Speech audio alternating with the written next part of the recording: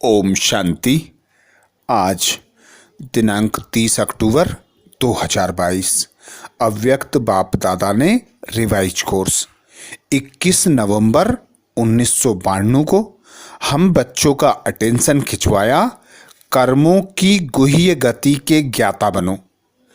कर्मों की गुह्य गति के ज्ञाता बनो। आज सर्व खजाने देने वाले बाप सर्व बच्चों के जमा का खाता देख रहे थे। खजाने तो सर्व बच्चों को अखुट मिले हैं और सर्व को एक जैसा एक द्वारा सर्व खजाने मिले हैं। एक खजाना नहीं लेकिन अनेक खजाने प्राप्त हुए हैं। फिर भी जमा का खाता हर एक का अलग अलग है।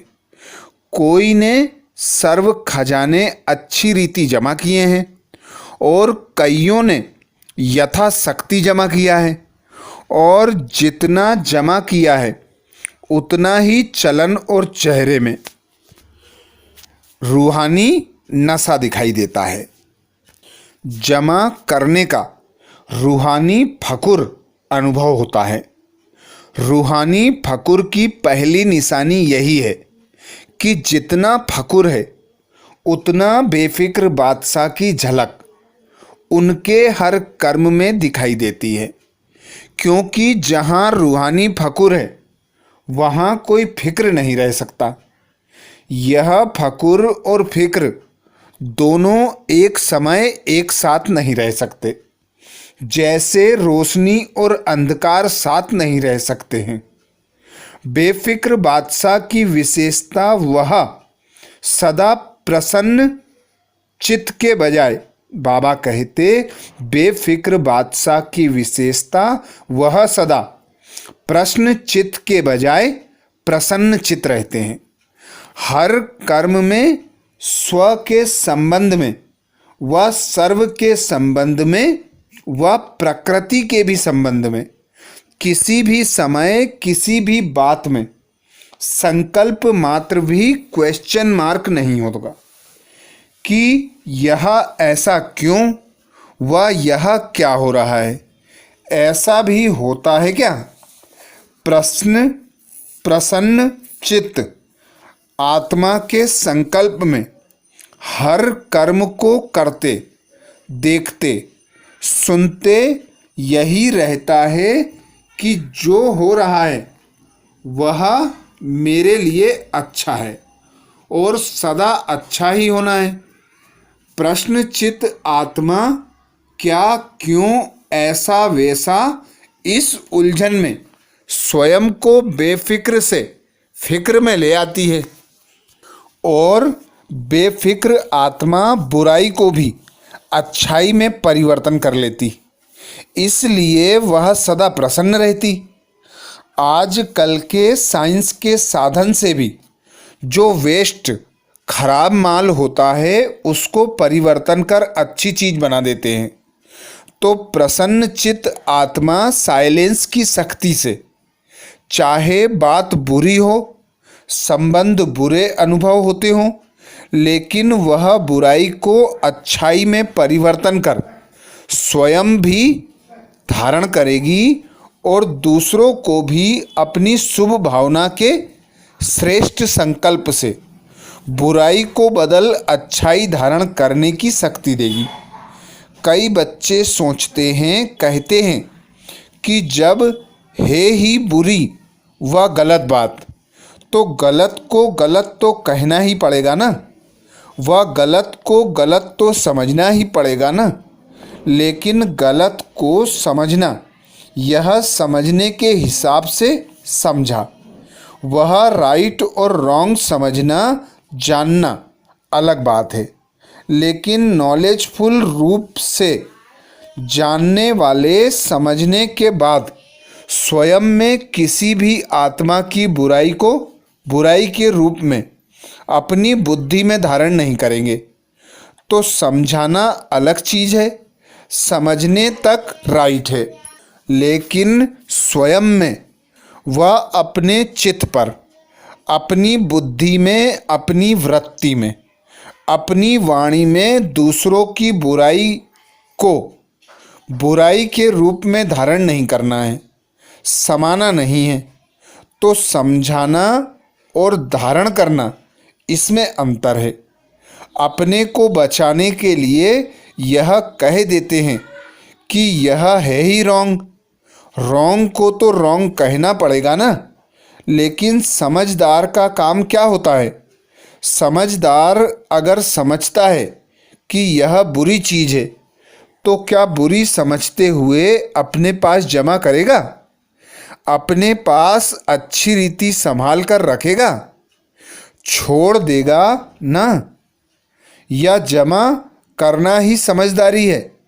यह समझदारी है। और सोचो, अगर बुरी बात व बुरी चलन को स्वयं में धारण कर लिया, तो क्या आपकी बुद्धि, वृत्ति, वाणी सदा संपूर्ण स्वच्छ मानी जाएगी? अगर जरा भी कोई डिफेक्ट व दाग रह जाता है, किचड़ा रह जाता है, तो डिफेक्ट वाला कभी परफेक्ट नहीं कहला सकता, प्रसन्न चित्त नहीं रह सकता। अगर कोई की बुराई चित्त पर है, तो उसका चित्त सदा प्रसन्न चित्त नहीं रह सकता। और चित्त पर धारण की हुई बातें वाणी में जरूर आएंगी, चाहे एक के आगे वर्णन करे, चाहे अनेक के आगे वर्णन करे। लेकिन कर्मों की गति का गुह्य रहस्य सदा सामने रखो। अगर किसी की भी बुराई व गलत बात चित्त पर रखने के साथ वर्णन करते हो, तो यह व्यर्थ वर्णन ऐसा ही है जैसे कोई गुंबज में आवाज़ करता है, तो वह अपना ही आवाज़ और बड़े ही रूप में बदल अपने पास ही आता है। गुंबज में आवाज़ करके देखा है? तो अगर किसी की बुराई करने के, गलत को गलत फैलाने के संस्कार हैं, जिसको आप लोग आदत कहते हो, तो आज आप किसी बाबा कहते तो आज आप किसकी ग्लानि करते हो और अपने को बड़ा समझदार, गलती से दूर समझकर वर्णन करते हो। लेकिन यह पक्का नियम है अथवा कर्मों की फिलॉसफी है कि आज आपने किसकी ग्लानि की और कल आपकी कोई दो गुनी ग्लानि करेगा, क्योंकि यह गलत बातें इतनी फास्ट गति से फैलती हैं जैसे कोई विशेष बीमारी के जर्म, जीवाणु बहुत जल्दी फैलते हैं। और फैलते हुए जर्म्स जिसकी ग्लानि की वहाँ तक पहुँचते जरूर हैं। आपने एक ग्लानि की होगी और वह आपको गलत सिद्ध करने के लिए आपकी 10 ग्लानि करेंगे, तो रिजल्ट क्या हुई? कर्म की गति क्या हुई? लौट कर कहाँ आई? अगर आपको शुभ भावना है उस आत्मा को ठीक करने की, तो गलत बात शुभ भावना के स्वरूप में विशेष निमित्त स्थान पर दे सकते हो। फैलाना रॉन्ग है। कई कहते हैं हमने किसको कहा नहीं, लेकिन वो कह रहे थे तो मैंने भी हाँ में हाँ कर दिया, बोला नहीं। आपके भक्ति मार्ग के शास्त्रों में भी वर्णन है कि बुरा काम किया नहीं, लेकिन देखा भी, साथ भी दिया, और तो वह पाप है। हाँ में हाँ मिलाना, यह भी कर्मों की गति के प्रमाण पाप में भागी बनना है। वर्तमान समय कर्मों की गति के ज्ञान में बहुत इजी हो गए हैं, लेकिन यह छोटे छोटे सूक्ष्म पाप श्रेष्ठ संपूर्ण स्थिति में विघ्न रूप बनते हैं। इजी बनने की निशानी क्या है? वह सदा ऐसा ही सोचते समझते कि यह तो और भी करते हैं, यह तो आजकल चलता ही है, या तो अपने आप को हल्का करने के लिए यही कहेंगे कि मैंने हंसी में कहा, मेरा भाव नहीं था, ऐसे ही बोल दिया, यह विधि संपूर्ण सिद्धि को प्राप्त होने में सूक्ष्म विघ्न बन जाता है। इसलिए ज्ञान तो बहुत मिल गया है, रचता और रचना के ज्ञान को सुनना, वर्णन करना बहुत स्पष्ट हो गया है, लेकिन कर्मों की गुह्य गति का ज्ञान बुद्धि में सदा स्पष्ट नहीं रहता, इसलिए इजी हो जाते हो। कई बच्चों की अपने प्रति भी कंप्लेन होती है कि जैसे बाप कहते हैं, बाप बच्चों में जो श्रेष्ठ आशाएं रखते हैं, जो चाहते जितना चाहते हैं उतना नहीं है। इसका कारण क्या है? ये अति सूक्ष्म व्यर्थ कर्म बुद्धि को, मन को ऊंचा अनुभव करने नहीं देते। योग लगाने बैठते हैं लेकिन काफ़ी समय युद्ध में चला जाता है। व्यर्थ को मिटाने, समर्थ बनने में समय लग जाता है। इसलिए क्या चाहिए? बाप दादा कहते, इसलिए क्या करना चाहिए? जितना ऊंचा बनते हैं तो ऊंचाई में अटेंशन भी ऊंचा रखना पड़ता है। ब्राह्मण जीवन की मौज में रहना है। मौज में रहने का अर्थ यह नहीं कि जो आया वह किया, मस्त रहा। यह अल्पकाल के सुख की मौज व अल्पकाल के संबंध संपर्क की मौज सदा काल की प्रसन्नचित्त स्थिति से भिन्न है। इसी को मौज नहीं समझना। जो आया वह बोला, जो आया वह किया, हम तो मौज में रहते हैं। अल्पकाल के मन मौजी नहीं बनो, सदा काल की रूहानी मौज में रहो। यही यथार्थ ब्राह्मण जीवन है। मौज में भी रहो और कर्मों की गति के ज्ञाता भी रहो। तब ही जो चाहते हो, जैसे चाहते हो वैसे अनुभव करते रहेंगे। समझा? कर्मों की गुह्य गति के ज्ञाता बनो, फिर खजानों के जमा की रिजल्ट सुनाएंगे। अच्छा, चारों ओर के फिक्र से फारिग बेफिक्र बादशाह आत्माओं को, सदा प्रसन्नचित्त विशेष आत्माओं को, सदा स्वयं प्रति और आत्माओं प्रति श्रेष्ठ परिवर्तन शक्ति को कर्म में लाने वाले कर्मयोगी आत्माओं को, सदा रचता रचना के ज्ञाता और कर्म फिलॉसफी के भी ज्ञाता, ऐसे ज्ञान स्वरूप आत्माओं को बाप दादा का याद, प्यार और नमस्ते। दादियों के साथ बाप दादा की मुलाकात। वर्तमान समय किस बात की आवश्यकता है? कर्मों की गुह्य गति का ज्ञान मर्ज हो गया है, इसलिए अलबेलापन है। पुरुषार्थी भी हैं लेकिन पुरुषार्थ में अलबेलापन आ जाता है, इसलिए अभी इसकी आवश्यकता है। बाप दादा सभी की रिजल्ट को देखते हैं। जो चल रहा है वो अच्छा है, लेकिन अभी अच्छे से अच्छा बनना ही है। बिजी रहना पड़ता है ना। ज़्यादा समय बिजी किस में रहना पड़ता है? किस बात में ज़्यादा समय देना पड़ता है? चाहे आप लोगों की अपनी स्थिति न्यारी और प्यारी है, लेकिन समय तो देना पड़ता है। तो यही समय पावरफुल, शक्तिशाली लाइट हाउस, माइट हाउस बन वाइब्रेशन फैलाने में जाए तो क्या हो जाएगा? संगठित रूप में यही वातावरण हो और कोई बात में नहीं। बाप दादा कहते, संगठित रूप में यही वातावरण हो और कोई बात ही नहीं हो तो क्या वाइब्रेशन विश्व में या प्रकृति तक पहुँचेगा? अभी तो सभी लोग इंतजार कर रहे हैं कि कब हमारे रचता व मास्टर रचता संपन्न या संपूर्ण बन हम लोगों से अपनी स्वागत कराएं। प्रकृति भी तो स्वागत करेगी ना, तो वह सफलता की माला से स्वागत करे। वो दिन आना ही है जब सफलता के बाजे बजेंगे, तब प्रत्यक्षता के बाजे बजेंगे। बजने तो हैं ही ना। अच्छा, चंद्रमणि दादी जी सेवा पर जाने की छुट्टी ले रही हैं। ऑलराउंड बनना ही श्रेष्ठ सेवा है। अच्छा है, चक्कर लगाते रहो। चक्कर लगाने का पार्ट बच्चों का ही है।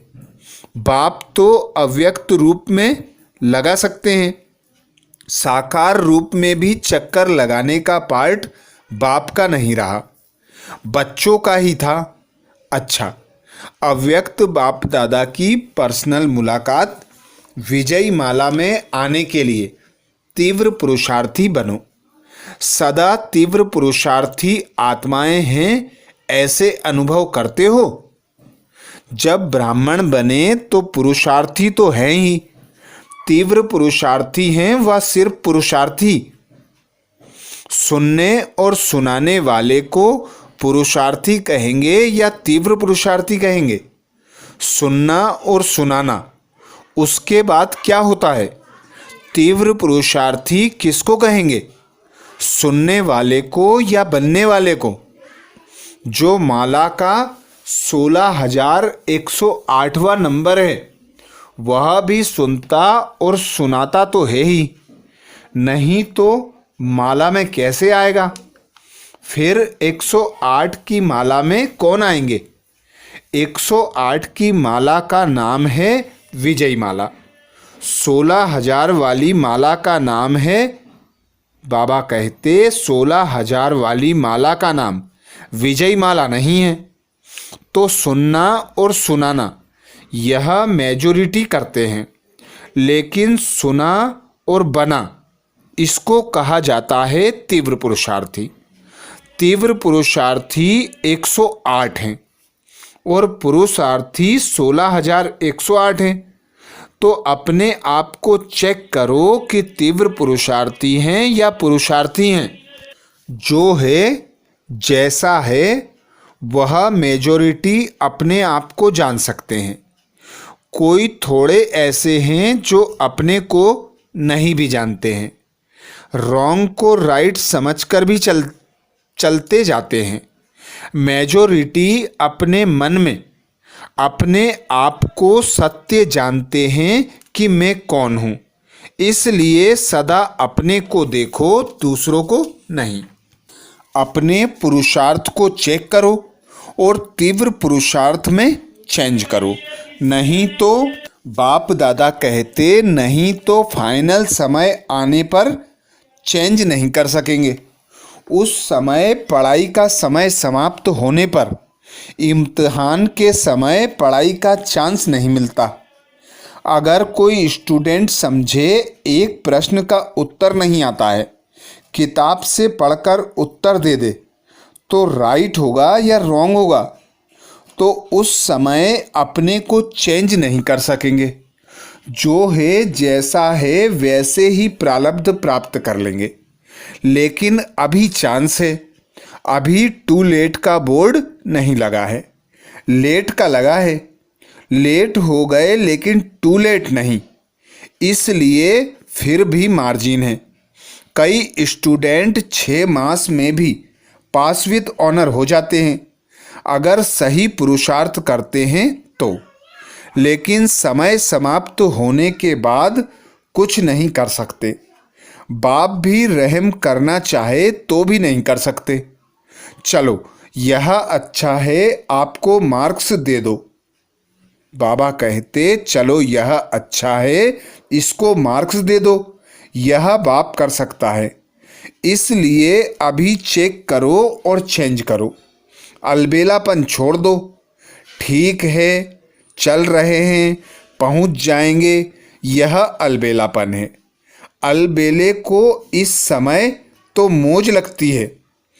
जो अलबेला होता है उसे कोई फिक्र नहीं होता है, वह आराम को ही सब कुछ समझता है।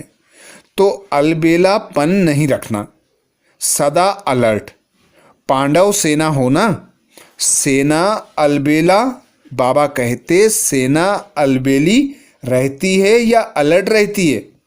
सेना माना अलर्ट, सावधान, खबरदार रहने वाले। अलबेला रहने वाले को सेना का सैनिक नहीं कहा जाएगा।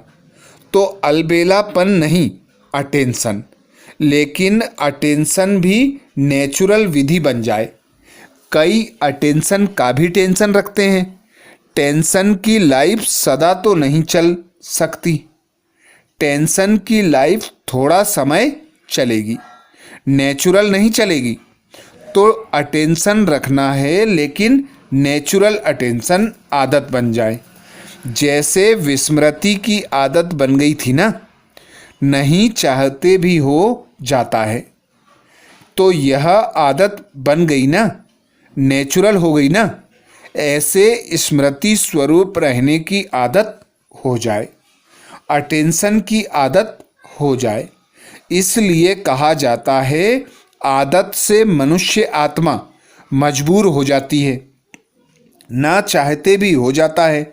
इसको कहते हैं मजबूर। तो ऐसे तीव्र पुरुषार्थी बने हो। तीव्र पुरुषार्थी अर्थात विजयी, तभी विजयी माला में आ सकते हैं। बहुत काल का अभ्यास चाहिए। सदैव अलर्ट माना सदा एवर रेडी। आपको क्या निश्चय है, विनाश के समय तक रहेंगे या पहले भी जा सकते हैं? पहले भी जा सकते हैं ना, इसलिए एवर रेडी। विनाश आपका इंतजार करे, आप विनाश का नहीं करो। वह रचना है, आप रचता हो। सदा एवर रेडी। क्या समझा? अटेंशन रखना। जो भी कमी महसूस हो उसे बहुत जल्दी से जल्दी समाप्त करो। संपन्न बनना अर्थात कमजोरी को खत्म करना। ऐसे नहीं, यहाँ आए तो यहाँ के, वहाँ गए तो वहाँ के। सभी तीव्र पुरुषार्थी बनकर जाना। अच्छा, वरदान दिया बाप दादा ने। वरदान में बाप दादा कहते, विश्व से अंधकार को मिटाकर रोशनी देने वाले मास्टर ज्ञान सूर्य भव। विश्व से अंधकार को मिटाकर रोशनी देने वाले मास्टर ज्ञान सूर्य भव। डिटेल में बाप दादा समझाते, मास्टर ज्ञान सूर्य वह है जो विश्व से अंधकार को मिटाकर रोशनी देने वाले हैं। वह स्वयं भी प्रकाश स्वरूप लाइट माइट रूप हैं और दूसरों को भी लाइट माइट देने वाले हैं। जहाँ सदा रोशनी होती है वहाँ अंधकार का सवाल ही नहीं, अंधकार हो ही नहीं सकता। जो विश्व को रोशनी देने वाले हैं वह स्वयं अंधकार में नहीं रह सकते। संपूर्ण पवित्रता अर्थात रोशनी, उनके पास अंधकार अर्थात विकारों का अंश भी नहीं रह सकता। स्लोगन में बाबा बोले, स्वभाव संस्कार संबंध संपर्क में लाइट रहना ही मिलनसार बनना है। स्वभाव संस्कार संबंध संपर्क में लाइट रहना ही मिलनसार बनना है। तो ये थे बाप दादा के महावाक्य। अच्छा, ओम शांति।